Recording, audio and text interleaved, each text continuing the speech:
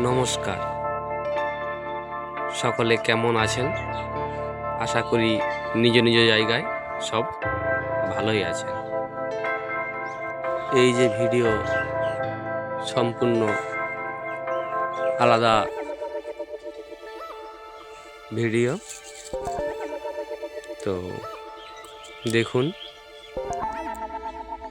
এটা আমাদের জঙ্গলের গাছ।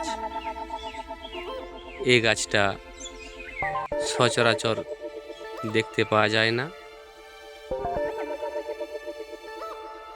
এর অনেক নাম আছে।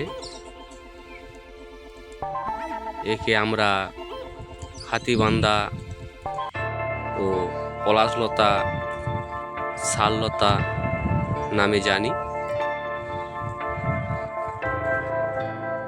এর পাতাগুলো শিম পাতার মতো হয়।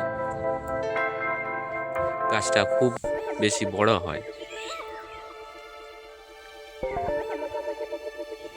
জঙ্গলের মধ্যে ঘুরলে হয়তো এক দুটো গাছের দেখা মিলবে।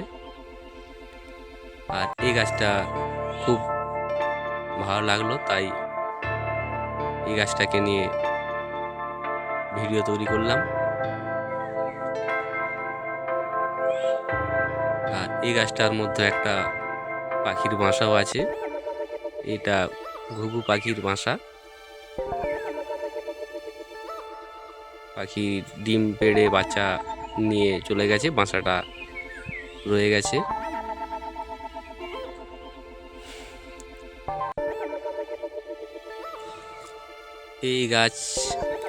এই গাছের ফল কিছুটা আলকুশি যে ফল আছে সেই টাইপের দেখতে, এবং আলকুশি নয়।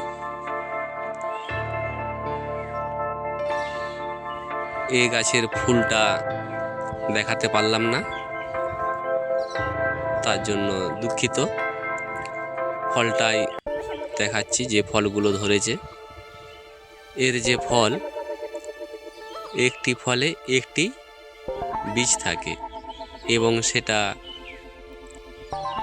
নিচের দিকে ঝুলে থাকে। আর বীজটা খুব একটু মোটা হয়, পরিপূর্ণ পাকাও হয়। এই গাছের উপকার নিয়ে একটু আলোচনা করে নিই।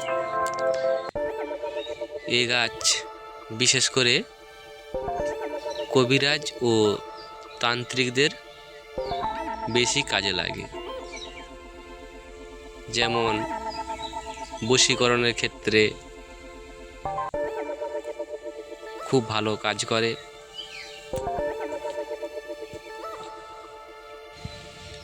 এবং ভয় যদি পায়, সেসব ক্ষেত্রেও এই যে ফল, এই গাছের শিকড় কি এই গাছের ছাল কাছে ধারণ করলে সেই সব সমস্যার সমাধান হয়। এই গাছ খুব মূল্যবান গাছ। এই গাছ বিলুপ্ত প্রায় বললেই হয়।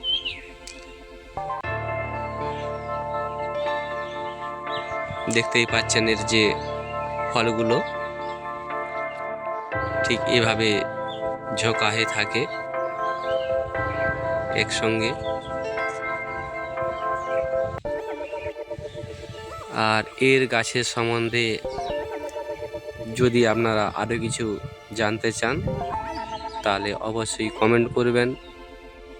কমেন্ট করলে আমি অবশ্যই এই গাছের আরও যে সব গুণাগুণ আছে সেসব নিয়ে আপনাদেরকে বলবো।